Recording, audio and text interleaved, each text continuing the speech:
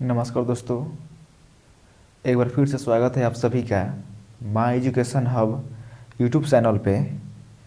तो आज के इस क्लास में हम लोग मैट्रिक्स ऑल थ्योरी रिवीजन का यह क्लास नंबर 2 है और इससे पहले हम क्लास नंबर 1 करा चुके हैं। तो आप यदि क्लास नंबर 1 नहीं देखे होंगे तो डिस्क्रिप्शन में उस वीडियो का लिंक दिया गया है, वह आप वहाँ से देख सकते हैं। तो सेशन 2020 से 23 पार्ट 1 के वैसे छात्र जिनका मैथ ऑनर्स है तो उनके लिए ये वीडियो बहुत ही खास होने वाला है, क्योंकि हम मैट्रिक्स के पूरे थ्योरी को रिवीजन करने वाले हैं ताकि आपको एग्ज़ाम में आपको ऑब्जेक्टिव क्वेश्चन को सॉल्व करने में कोई दिक्कत ना हो। क्योंकि ऑब्जेक्टिव क्वेश्चन सॉल्व करने के लिए जब तक आपको पूरा थ्योरी का कंसेप्ट नहीं मालूम होगा तब तक आप ऑब्जेक्टिव क्वेश्चन सॉल्व नहीं कर सकते हैं। क्योंकि ऑब्जेक्टिव क्वेश्चन वैसे ही बनता है कि पूरा आपका कंसेप्ट क्लियर रहेगा, पूरा थ्योरी क्लियर रहेगा, तभी आपसे ऑब्जेक्टिव क्वेश्चन बनेगा। तो हम क्या कर रहे हैं कि हम चैप्टर वाइज पूरा थ्योरी को रिवीजन कराएंगे ताकि आपको ऑब्जेक्टिव क्वेश्चन को आप आसानी से सॉल्व कर सकें। तो चलिए क्लास को शुरू करते हैं। देखिए, आज हम पढ़ने वाले हैं आइडेंटिटी मैट्रिक्स या यूनिट मैट्रिक्स। देखिए, इससे पहले हम इसका एक वीडियो हम बना चुके हैं। यदि आप इससे पहले वाले वीडियो नहीं देखे होंगे तो डिस्क्रिप्शन में उस वीडियो का लिंक दिया गया है, आप उसको देख लें। क्योंकि उस वीडियो में हम बहुत सारा कंसेप्ट करा चुके हैं, तो आप उसको सबसे पहले देख लें। देखिए क्या होता है आइडेंटिटी मैट्रिक्स या यूनिट मैट्रिक्स। क्या होता है कि let A B the any square matrix then A is said to be an unit matrix whose all elements are 0 but principal diagonal elements are 1।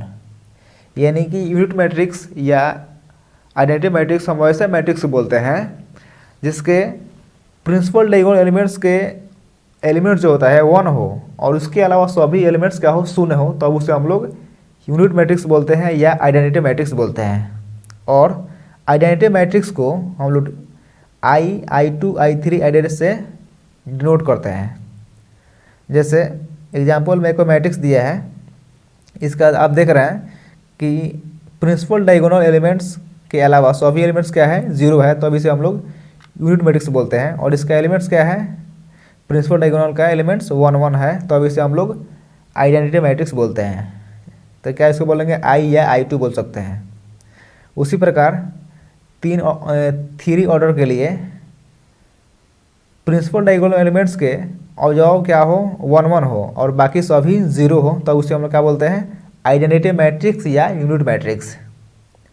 अब चलते हैं आगे।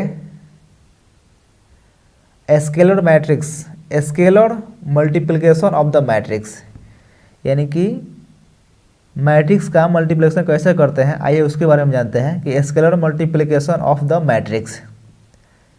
देखिए, if A B the any matrix and k be the any scalar, then the multiply of k be the matrix of A, then its multiply by k of the each elements of the given matrix। यानी कि scalar, किसी scalar से हम किसी matrix में multiply करते हैं तो उसके सभी एलिमेंट्स में क्या होता है, मल्टीप्लाई हो जाता है।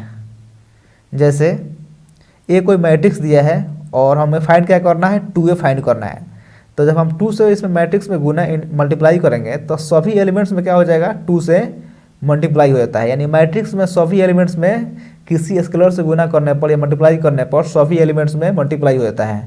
तो 2 से कीजिएगा तो 0 हो जाएगा 2, -1 में 2 से कीजिएगा तो -2 हो जाएगा, 2 2 जो 4 हो जाएगा, 6 हो जाएगा यहाँ पे। तो इस प्रकार यानी कि किसी मैट्रिक्स में यदि हम स्केलर से मल्टीप्लाई करते हैं तो उसके सभी एलिमेंट में क्या होता है, मल्टीप्लाई हो जाता है। अब चलते हैं आगे इससे। तो आगे आपको पढ़ना है addition and subtraction of the matrix, यानी मैट्रिक्स का एडिशन और सब्ट्रैक्शन, कैसे हम दो मैट्रिक्स को आपस में जोड़ते हैं या घटाते हैं। तो देखिए, if A and B the any two matrix of the same order, then a plus minus b और b plus minus a are defined। कोई भी दो मैट्रिक्स को हम जोड़ या घटा तभी सकते हैं जब उसके ऑर्डर क्या हो, जब उन दोनों मैट्रिक्स का ऑर्डर सेम हो तभी हम उस मैट्रिक्स को या तो जोड़ दें या तो घटा सकते हैं। तो यानी कि दो मैट्रिक्स को हम तभी जोड़ सकते हैं, घटा सकते हैं जब इसका ऑर्डर क्या हो, सेम होना चाहिए, ऑर्डर समान होना चाहिए। तो देखिए एग्जाम्पल में ए कोई मैट्रिक्स है जिसका ऑर्डर 2 × 3 है और बी कोई मैट्रिक्स है जिसका ऑर्डर 2 × 3 है।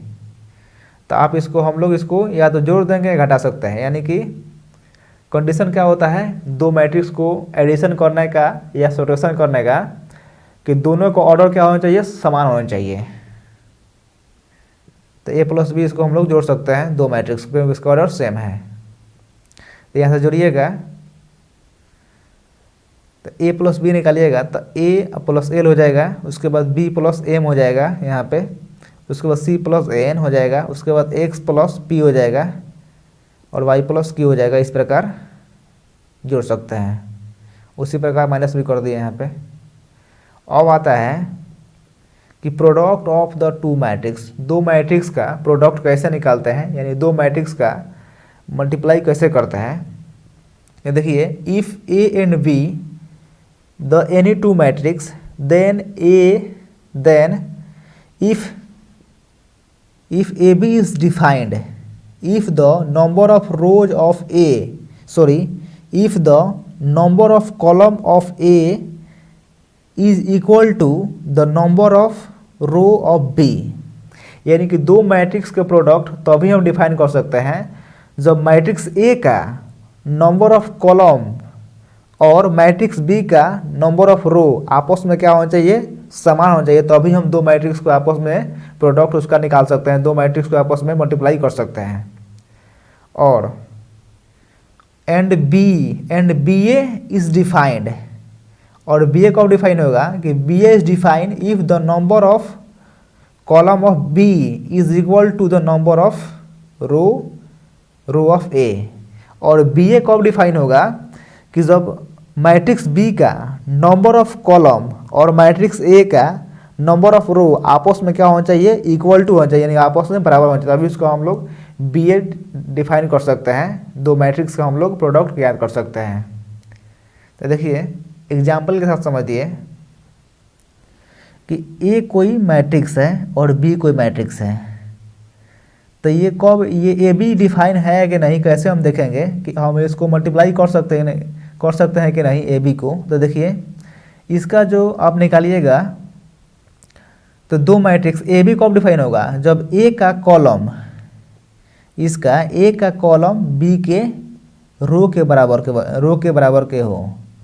तो ए का कॉलम क्या है, आपका कॉलम इसमें 3 है और इसका जो निकालिएगा रो इसका 3 है।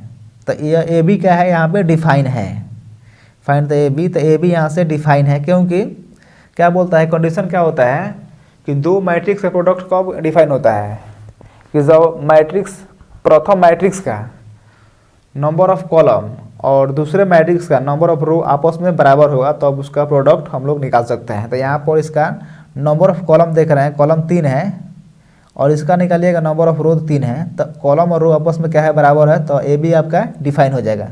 तो ए बी हम निकाल सकते हैं। अब देखिए ए बी को ऐसे इसको मल्टीप्लाई करेंगे ए बी को। तो देखिए यहाँ पे सबसे पहले ए एक्स ज्यामिति लिख देंगे, उसके बाद एल से पंक्ति और स्तंभ को गुना करते हैं। तो देखिए ए एक्स हो जाएगा, उसके बाद एल से दोनों में गुना करेंगे, फिर प्लस हो जाएगा, बी वाई हो जाएगा, उसके बाद एन से करेंगे, इसी प्रकार सी जेड हो जाएगा, उसके बाद आर से करेंगे, यानी कि इधर को इससे करते हैं, उसके बाद फिर इसको इससे करेंगे, फिर इसको इससे करेंगे। तो आप इसी प्रकार मल्टीप्लाई कर लीजिएगा। तो ये तो समझ गए कि दो मैट्रिक्स का प्रोडक्ट कब संभव है। अब चलते हैं ट्रेस मैट्रिक्स की ओर। ट्रेस मैट्रिक्स क्या होता है, देखिए कि if A B the any square matrix, if A B the any square matrix then the sum of the principal diagonal elements of A is called a trace matrix. देखिए trace matrix बहुत ही simple है। किसी भी matrix में principal diagonal element का जो सम होता है वही आपका ट्रेस मैट्रिक्स कहलाता है। यानी किसी भी मैट्रिक्स में प्रिंसिपल डायगोनल एलिमेंट्स का जो सम होता है वही आपका ट्रेस मैट्रिक्स कहलाता है। तो ट्रेस मैट्रिक्स का फाइंड कीजिएगा तो कितना हो जाएगा, ट्रेस ऑफ ए निकालिएगा तो प्रिंसिपल डायगोनल मैट्रिक्स कौन एलिमेंट्स कौन सा है 2 5 3, इसको जब प्लस कीजिएगा तो 10 हो जाएगा, ये आपका ट्रेस मैट्रिक्स है। तो ट्रेस मैट्रिक्स बहुत से सिंपल है कि किसी भी मैट्रिक्स में प्रिंसिपल डायगोनल एलिमेंट्स को आप जोड़ दीजिएगा वही आपका ट्रेस मैट्रिक्स आ जाएगा। ये सिंपल है और आपको एग्जाम में यह पूछ भी सकता है ट्रेस मैट्रिक्स के बारे में, तो आप इसको ध्यान से देख लीजिए। अब चलते हैं हम, कुछ प्रॉपर्टीज़ है ट्रेस मैट्रिक्स का। देखिए ट्रेस मैट्रिक्स के प्रॉपर्टीज़ क्या है कि ट्रेस ए प्लस बी, इसको हम लोग ट्रेस ए प्लस ट्रेस बी, इसको हम अलग अलग लिख सकते हैं। ट्रेस के इंटू ए, कोई कॉन्स्टेंट आ जाएगा तो के को हम बाहर निकाल सकते हैं और ट्रेस ए हो जाएगा। ट्रेस ए इंटू बी, तो ट्रेस बी ए हम लोग लिख सकते हैं, trace A B is equal to trace B A हो सकता है। और trace A is equal to trace A का ट्रांसपोज, ट्रेस ए और ट्रेस ए का ट्रांसपोज ये आपस में बराबर होते हैं। यही इसका 4 प्रॉपर्टीज़ हैं, तो आप इसको ध्यान रखिएगा। अब आता है ट्रांसपोज मैट्रिक्स। ट्रांसपोज मैट्रिक्स कैसे निकालते हैं, किसी भी मैट्रिक्स का ट्रांसपोज कैसे निकालते हैं, ट्रांसपोज मैट्रिक्स के बारे में आइए जानते हैं। If A B the any matrix if the row and column can be interchange then obtain matrix is called a transpose matrix. यानी कि किसी भी मैट्रिक्स को हम लोग ट्रांसपोज मैट्रिक्स कब निकालेंगे, जब उसके कॉलम को रो में चेंज कर देंगे या रो को कॉलम में चेंज कर देना, यही आपका क्या कहलाता है, ट्रांसपोज मैट्रिक्स कहलाता है। तो किसी भी मैट्रिक्स का ट्रांसपोज या कॉलम, किसी भी मैट्रिक्स का ट्रांसपोज निकालना बहुत ही सिंपल है। बस करना क्या होता है कि जो रो को कॉलम में चेंज कर देना होता है और कॉलम को रो में चेंज कर देना होता है। जो ये कोई मैट्रिक्स ए दिया है, ये कोई मैट्रिक्स ए है और इसका आप यदि आपको इसको ट्रांसपोज ऑफ ए मैट्रिक्स निकालना होगा तो करना क्या है, देखिए ये मैट्रिक्स है तो ये जो है रो है ना, इसको आप कॉलम में चेंज कर दीजिए। ये भी रो है, इसको कॉलम में चेंज कर दीजिए, यही आपका ट्रांसपोज ऑफ ए निकल जाएगा, यानी कि परिवर्तन निकल जाएगा इसका। और जब निकालिएगा ट्रांसपोज इसका तो इसका ऑर्डर जो होता है ना वो उल्टा हो जाता है। 2 इंटू पहले 5 था, 2 क्रॉस 5 था तो अब 5 क्रॉस 2 हो जाएगा। यही आपका ट्रांसपोज मैट्रिक्स होता है कि रो को कॉलम में चेंज कर देना और कॉलम को रो में चेंज कर देना, यही आपका ट्रांसपोज मैट्रिक्स कहलाता है। किसी भी मैट्रिक्स का ट्रांसपोज निकालना बहुत ही सिंपल है। करना क्या है, जो रो में होगा उसको कॉलम में चेंज कर दें, जो कॉलम में होगा उसको रो में चेंज कर दें, वही आपका ट्रांसपोज मैट्रिक्स कहलाता है। और ट्रांसपोज मैट्रिक्स को हम लोग किससे करते हैं डिनोट, ए डैश या ए के पावर टी या ए के पावर स्मॉल टी से डिनोट करते हैं। तो आज की क्लास में हम यहीं तक रखते हैं और मिलते हैं आपको अगले क्लास में। और इसका अगला क्लास जो होगा आपका मैट्रिक्स थ्योरी रिवीजन का क्लास नंबर 3 होगा। तो चलिए friends, thanks for watching my video.